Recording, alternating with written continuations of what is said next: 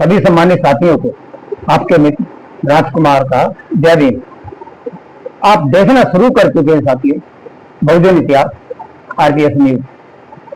साथियों, ग्वालियर खंडपीठ ने ग्वालियर हाईकोर्ट में बाबा साहब की मूर्ति लगाने के लिए जो परमिशन दे दी थी, मगर कुछ सामंतवादी मनवादी लोगों ने इसका पुरजोर विरोध किया। इसका विरोध करने का कारण क्या साथियों? वो एक मानसिकता जो आज तो भारत संविधान से चलता है, पर ऐसा कौन, किसकी मानसिकता ऐसी है इस देश के अंदर जो कि बाबा साहब की मूर्ति के ऊपर जो इतना बड़ा आडंबर खड़ा करते हैं वो लोग, और जबकि उन लोगों ने सबने बाबा साहब की के संविधान के थ्रू बाबा साहब के संविधान को मानते हुए इस देश के नागरिक हैं और इस देश की सारी व्यवस्थाएं उनको सब मिली हुई है, जबकि नागरिकता का अधिकार भी भारतीय नागरिक हैं। फिर भी कुछ लोग ऐसे हैं, मगर आज उन लोगों की सहमत आ चुकी है। आज उन लोगों की सहमत आ चुकी है, इन्हीं कानून की पढ़ाई किए हुए, इसी कानून की, बाबा साहब के कानून की पढ़ाई किए हुए सावंती सोच के जातंकवादियों पर अब कानून अपना शिकंजा कसने जा रहा है। कैसे कसने जा रहा है, और कसना भी चाहिए, क्योंकि बाबा साहब अंबेडकर का जो मनवादी वकीलों ने, सामंतवादी सोच के उस वर्ग के लोगों ने जो हजारों सालों से अपने को श्रेष्ठ समझते आए हैं, अपने को कभी 1950 के बाद जब संविधान साथियों लागू हुआ, उसके बाद सब बाबा साहब ने सब बराबर कर दिए। बराबर का मतलब जितनी 6743 जातियां थी, उन जातियों को बाबा साहब ने 4 वर्गों में बांट दिया, एससी, एसटी, ओबीसी और जनरल। और इन सबको अपनी जनसंख्या के अनुपात पर सारे अधिकार प्राप्त है। और आजाद देश आजाद होने का मतलब ही साथी है, जिसकी जितनी जनसंख्या उसको उतना प्रतिशत उसका देश के अंदर काम करने का, जमीनों में, नौकरियों में, हर चीज में प्रतिनिधि। मगर आज आप देख रहे हैं ये हमारे बहुजन समाज की हालत ऐसी क्यों है? ऐसी हालत साथियों इसलिए है कि हमारे बहुजन समाज को संविधान का ज्ञान नहीं है। अगर उनको संविधान का ज्ञान हो और वो समझे कि आज भी हमारा बहुजन समाज हम साथियों किसको कहते हैं, पहले इस चीज को एक निष्कर्ष निकालिए और सोचिए, इस पर विचार कीजिए कि हम बहुजन समाज बोलते हैं एससी, एसटी, ओबीसी, जो ये भारत का पूरा मूल निवासी है। उन लोगों को किस प्रकार से, किस षड्यंत्र के थ्रू से, पहले तो हम पढ़े लिखे नहीं थे तो हम इन चीजों को नहीं समझ जाते थे, मगर आज 78 साल बाद जब शिक्षा भारत में शुरू हो सकती है, शुरू तो अंग्रेजों के समय में हो गई थी, और उस टाइम हमारे बाबा साहब पढ़े और कितनी दिक्कतों से पढ़े वो आप सब दर्शक भी जानते हैं और हमारे सभी बहुजन साथी जानते हैं। मगर आज 78 साल बाद ऐसी कौन सी शक्ति है जो बाबा साहब की मूर्ति को लगाने से साथी रोक रही है, वो भी हाईकोर्ट के अंदर, ग्वालियर हाईकोर्ट के अंदर, जहां पे हमारा समाज ही कम से कम 90 से 95% समाज अपना समाज है, एससी, एसटी, ओबीसी। और ये छोटी सी संख्या वाले लोग जिनकी सोच तो कितनी घृणित सोच है, जो संविधान को कभी नहीं मानते वो लोग, और अब तो कोर्ट के अंदर ये कितनी घृणित वो है, इनकी कैसे इन लोगों की मानसिकता होगी साथी, आप लोग सोच सकते हैं। इस ग्वालियर हाईकोर्ट के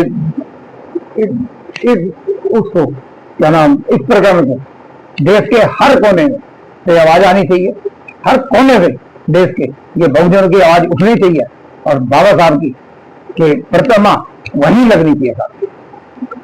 ये कोई हमारी कोई जिद नहीं है, ये एक संवैधानिक वो है। जब सुप्रीम कोर्ट के सीजेआई ने अपने सुप्रीम कोर्ट के अंदर जब बाबा साहब की सुने, तो बाकी छोटे कोर्टों में क्या वो है, आपको कुछ समस्या होने लगी है, क्योंकि भारत एक लोकतांत्रिक देश है और एक संवैधानिक देश है। भारत कोई धार्मिक देश नहीं है, ना ही किसी एक उसका है। भारत के अंदर सभी धर्म बड़े प्रेम से रहते हैं, और धर्म अपना, धर्म पूजा पाठ सब अपना आदमी का निजी अपना वो है, आप किसी पे थोप नहीं सकते ये चीजें। तो वो हजारों सालों से लोग अपने को श्रेष्ठ समझते आए। श्रेष्ठ भी इसलिए समझा जाती है कि हमारा समाज जो था वो अशिक्षित था, एक षड्यंत्र के थ्रू हमारे पूरे समाज को अशिक्षित रखा गया, इसलिए हम लोग अपने इतिहास को नहीं जान पाए। आज जब पढ़ पढ़ के हम अपने इतिहास को जान रहे हैं, तो साथियों हम कैसे इन चीजों को मान सकते हैं, जबकि हमें पता है कि 1950 के बाद ना कोई जाति ना धर्म कुछ नहीं, धर्म अपना आर्टिकल 25 वावा लेके जिसको जो धर्म मानना वो माने, उसके लिए तो आप उससे राष्ट्र के अंदर आके, देश के अंदर आके आप अगर उसमें लोगों में नफरत फैलाएंगे तो ये बहुजन समाज कभी बर्दाश्त नहीं करेगा साथियों। इन्हें कानून की पढ़ाई करके भी ये ज्ञान नहीं आया। बताओ कि बाबा साहब अम्बेडकर कोई छोटे कुएं के नेता या वो नहीं है। बाबा साहब एक ग्लोबल एक आइकॉन है, जिनको लाइट ऑफ एशिया बोला जाता है। ऐसा कोई देश नहीं है जिस देश के अंदर हमारे बाबा साहब की मान सम्मान ना हो। कहां रोकोगे, कहां रोकोगे?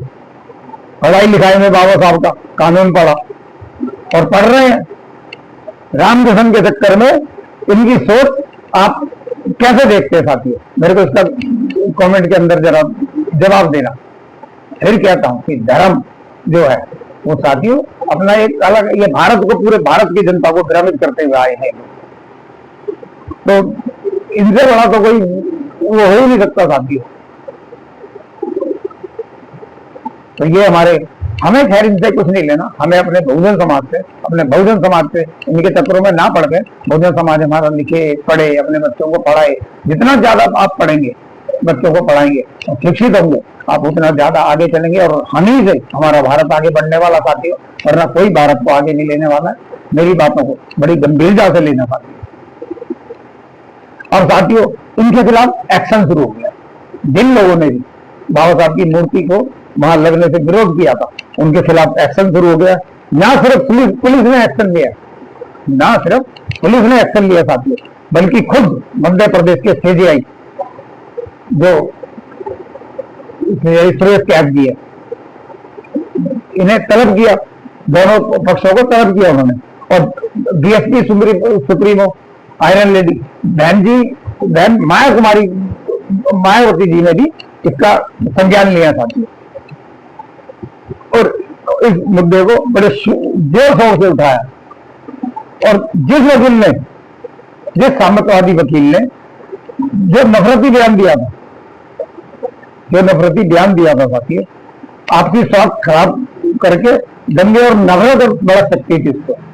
जो एक कोई नाम तो मेरे को ध्यान नहीं आ रहा उनका, उन्होंने वीडियो वायरल करी, बना के अपनी वीडियो वायरल करी कि यहाँ बीमारी आ रही थी और ये हो रहा था, बहुत कुछ उन्होंने बोला था। मैं वीडियो में इस चीज को पूरा नहीं दोहराऊंगा, मगर फिर भी ये इनकी ऐसी मानसिकता और वकील होगी तो ये क्या केस लड़ते होंगे साथी हम लोगों के। जब हम लोग इनके पास जाएंगे कोई केस लेके, तो आज हम लोगों के ज्यादातर आप देखोगे जेलों में क्यों हमारे बहुजन समाज के लोग ज्यादा बंद है, क्योंकि साथियों वकीलों की संख्या पहले इन लोगों की ज्यादा हुआ करती थी। हमारा समाज तो इतना पढ़ता लिखता था नहीं, तो इनकी जनसंख्या ज्यादा थी और हमारे समाज को इतना वो नहीं था, दिमाग नहीं था कि किन लोगों को हम केस दे रहे। साथियों मैं आप सबसे, अपने सारे बहुजन समाज से, अपने लिए कभी कोई वकील करना पड़े तो अपने केवल बहुजन समाज का वकील करना इस चीज को। क्योंकि आप अब जैसे जिस हिसाब से आपने ग्वालियर का अभी ये देखा, आपने ग्वालियर का प्रकरण देखा, तो आप क्या कहेंगे उनको? जब वो हमारे बाबा साहब की मूर्ति नहीं लगने दे रहा, वो देना चाहते कोर्ट के अंदर, तो वो हम लोगों को न्याय कैसे दिलाएंगे? इस चीज का हमारा सारा समाज, हमारा बहुजन समाज, मैं अपने पूरे बहुजन समाज से एससी एससी ओबीसी कभी भी कोर्ट के अंदर, जरूरी नहीं है हमारे कोई कोर्ट के अंदर हम लड़ाई झगड़े नहीं करते हैं, फिर भी कोर्ट के अंदर कोई भी आपको जरूरत पड़े, किसी जमीन की, किसी उस चीज की, वकीलों की तो जरूरत पड़ती है, तो अपना वकील करेगी साथी। ये कोई मैं जाति के उसमें नहीं कह रहा, कि जातियों के साथ, जातियां तो है ही नहीं, जातियां तो बाबा साहब ने 1950 में खत्म कर दी। पर जिन लोगों के दिमाग में अभी भी पहले की से जो जातियां भरी हुई आई है, वो कैसे हटाएंगे? आप भी आज भी लोग, आज हमारे हाथ में कानून है, अगर आपको जाति के आधार पर कोई प्रताड़ित करता है या आपकी जाति का नाम लेके आपको कुछ कहता तो आप कानूनी SC एक्ट लगा सकते हैं उसके ऊपर। कुछ भी किसी भी कारण से अगर ST समाज को कोई परेशान करता है, ST समाज को कोई परेशान करता है, तो आपके हाथ में एक संवैधानिक कानून है, उस कानून उसके खिलाफ आप एप्लीकेशन वो दीजिए, थाने में FIR करिए, देखिए, फिर देखिए आपको पता लगेगा क्या होता है। पर हमारे साथियों को ज्ञान नहीं है तो वो इतना वो नहीं कर पाते। बहन कुमारी मायावती जी ने भी इस मुद्दे को बड़े जोर शोर से उठाया है, और जिस वकील ने, सामंतवादी वकील ने जो वो करा, इसका विरोध कर रहा था, अब तो खैर वो कोर्ट में आ भी नहीं रहे, उसके लिए उनके CJI ने एक दोनों पक्ष विपक्ष की एक बैठक बुलाई कि क्या कारण है, तो दोनों पक्ष को सुनना पड़ेगा ना भाई, वो तो जज है, उनको तो दोनों पक्ष को सुनना पड़ेगा। पर जो अम्बेडकरवादी पक्ष था वो तो पहुंचा उस मीटिंग में, उस सभा में, मगर जो विरोध कर रहा था, बताइए साथी, मेरे को कमेंट करके बताइए वो क्यों नहीं आ रहे? वहां आगे तो संवैधानिक फैसले होंगे, संविधान से फैसले होंगे, वहां तो कोई ये जातिवाद चलेगा नहीं। इस कारण से साथियों, दोषी वही कहलाएंगे जिन्होंने ये प्रकरण किया है, जिनमें भारतीय न्याय संहिता 163 के द्वारा भड़काऊ पोस्ट डालने पर कारण बताओ नोटिस दिया गया है। ये वहां के प्रशासन ने दिया इनको 163 BNS की 163 के धारा के भड़काऊ भाषण देने का, और ये कलेक्टर ऑफिस से साथी जारी हुआ उनके खिलाफ। तो अब कानूनी रूप से तो आना पड़ेगा, अगर कानूनी रूप से आएंगे तो वहां ये अब कुल मिलाकर प्रशासन सख्ती से लेने लगा। इन्हें छोटा सा केस होगा, मध्य प्रदेश में हमारी सरकार है, अब हमारी सरकार है तो सरकार भी हमारे पक्ष में रहेगी। तो इससे साथियों आप लोग समझ सकते हैं कि छोटी सी जनसंख्या वाले इन्होंने क्या हाल कर रखा है। हाल कुछ नहीं, खाली ये जो संवैधानिक पोस्टें जो हैं इन पे ये लोग बैठे हुए हैं, और हमारे पूरे प्रशासन साथियों हमारा है, हम आज भी प्रशासन की अपनी बहुत इज्जत करते हैं, वर्दी की हम बड़ी इज्जत करते हैं, हम संविधान के रक्षक लोग हैं। और संविधान प्रशासन अपना जो मेन उनके पास में जो FIR आती है या कोई कंप्लेंट आती है वो उनको देखता है, मगर हम लोग हुआ है जो जमीन पे कोई भी चीजों को हम वहां तक थाने तक चीजों को नहीं जा सकते। अपने समाज के अंदर ही हम उस सब हर चीज से निपटने का और संवैधानिक रूप से निपटने का अपना हौसला रखते हैं। इसी को साथियों बहुजन समाज, हमें तो कहते तो हैं लोग कि नीले पटके वाले। और एक वीडियो मैंने उनकी सुनी थी, नीरज पटेल जी की, जनमत बहुत अच्छा बोलते हैं और बहुत जागरूक इंसान है। जनमत नेशनल जनमत या जनमत कुछ करके उनका चैनल है, हम देखते हैं, हम भी उनकी चीजों को, अपने जो हमारे वरिष्ठ पत्रकार हैं उनको बहुत सीख मिलती है हम लोगों को। तो उन्होंने बोला था कि 25-30 साल में मैं राम की पूजा करके रामटा नहीं हो पाया, और 5 साल में मैं दीन को मान के, संविधान को मान के मैं भीमटा हो गया। तो साथी कैसे लेंगे? ये है साथी, इनको बहुत बोल लेने की जरूरत नहीं है, बहुत हल्के में लीजिए। और कुछ नहीं, आपके पीछे आपके हाथ में संविधान है, जब तक संविधान है ऊपर से ऊपर तक की पोस्ट का कोई भी संवैधानिक अधिकारी होगा, कोई भी, मैं किसी का नाम नहीं लेना चाहता, किसी पोस्ट का नाम नहीं लेना चाहता, जो भी संवैधानिक पोस्ट पे बैठा होगा वो सारा का सारा अपना संविधान से बंधे हुए, संविधान के अधीन है। वो सारे जनता के जितने भी हैं सब अपने जनता के सबके सब सर्वेंट, पब्लिक सर्वेंट है सब। अब प्रशासन ग्वालियर के उनके खिलाफ ले लिया है। ये सब साथियों सावंती सोचे हैं, जो कि पहले से, बहुत पहले से, देश आजाद होने से पहले भी ये सोचे आ रखी, और उन्हीं सोचों को लेकर लोग आज भी सावंती सोच के उन्हें लग रहा था कि बहुत हामी है हमें। ऐसा नहीं है। हमारे बहुत से समाज के बुद्धिजीवियों ने भी इस पर टिप्पणियां की हैं, बहुत टिप्पणियां की हैं, और वो अच्छी टिप्पणियां करते हैं। जो गलत है वो गलत बोलेंगे, उसको जो सही है उसको सही बोलेंगे। बहुजन समाज से जुड़े लोग इस मुद्दे को बड़े ही कानूनी रूप से ले रहे हैं, क्योंकि साथियों हम संवैधानिक लोग हैं और संविधान को मानने वाले लोग हैं, तो हम बड़े संवैधानिक रूप से इसको ले रहे हैं। हम अम्बेडकर के अनुयायी हैं।